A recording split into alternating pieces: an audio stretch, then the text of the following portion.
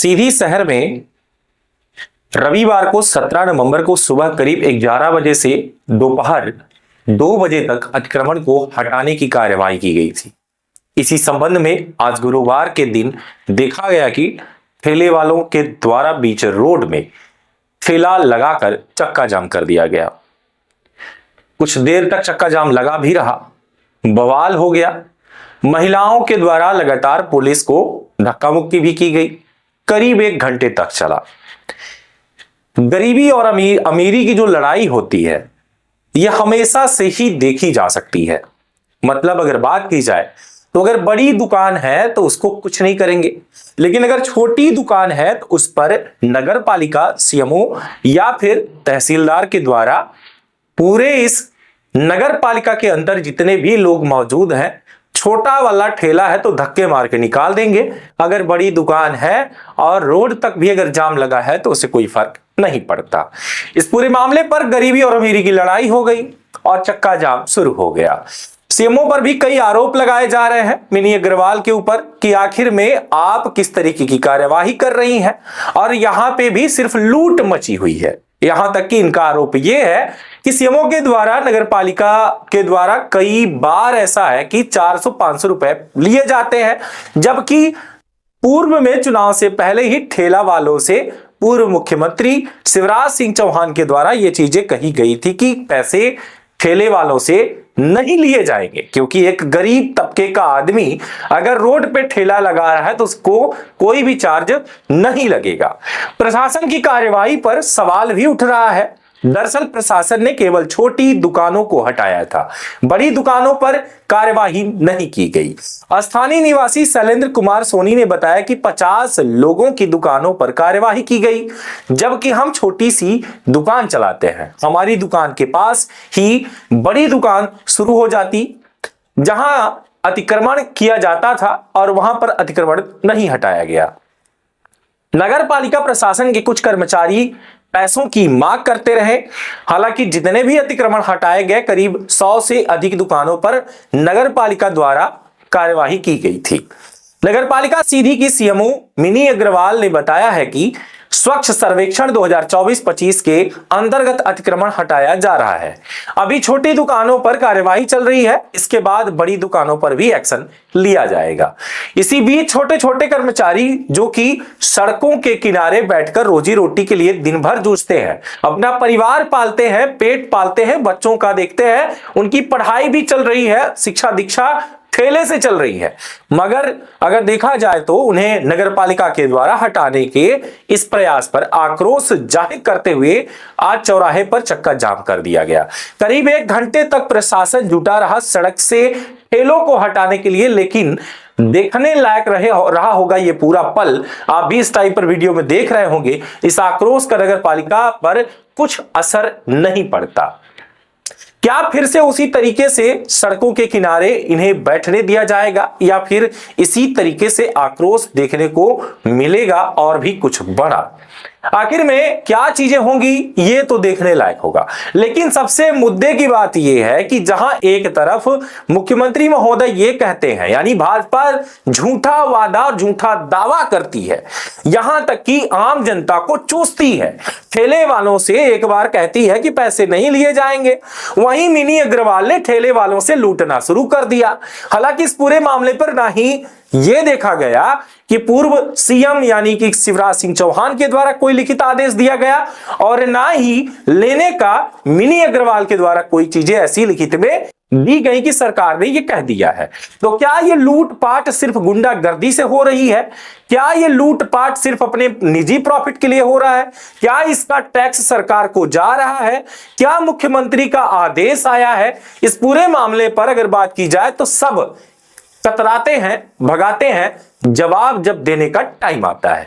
अब मुद्दे की बात यह है कि जो ये गरीब तबके के आदमी हैं, जो कि 4 पैसे ठेले पर कमाने की कोशिश करते हैं, लेकिन ठेले को ही यहां पर डंडा मार के भगा दिया जाता है ठेले वाले को, तो सोचिए कि ये अपने परिवार का खर्च कैसे चलाएंगे। मुद्दे की बात यह भी है कि ये ठेले वाले रोड पर ही खड़ा करके और जाम भी लगा देते हैं, जबकि नियमानुसार ठेले का यह है कि आप ठेला अगर हाथ ठेला लिए हैं तो बस चलते जाना है, कहीं पर आप अस्थाई नहीं लगाएंगे।